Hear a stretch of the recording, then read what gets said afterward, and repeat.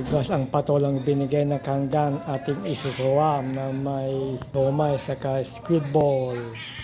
Ito guys, magigisa na tayo. Pag may nyot ng mantika, lagyan natin luya. Pag golden liver ng luya, lagyan natin bawang. Pag namulang bawang, lagyan natin sibuyas. Nagkarumalas na sibuyas, lagyan natin itong ating siomay, ating squid ball. Ayan, gisa ating squid ball sa siomay para masarap. Ito paminta guys. Datin. Ayan, haluin.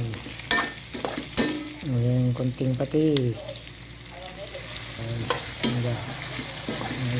Huwag natin susudin guys. Ito yung tubig guys.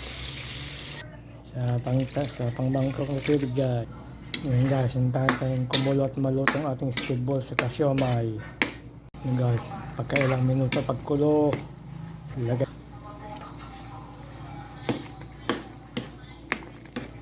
Natin konting asin guys. Peng peng peng peng peng peng. Guys, pagluto natin kikim sa squid ball, lagyan natin patola.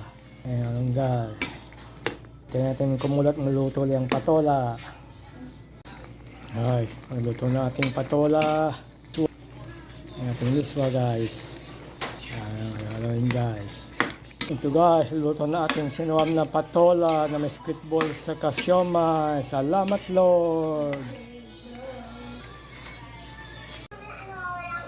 Ito na guys, ating sinuwam na patola na may squid ball sa siomay. Salamat Lord!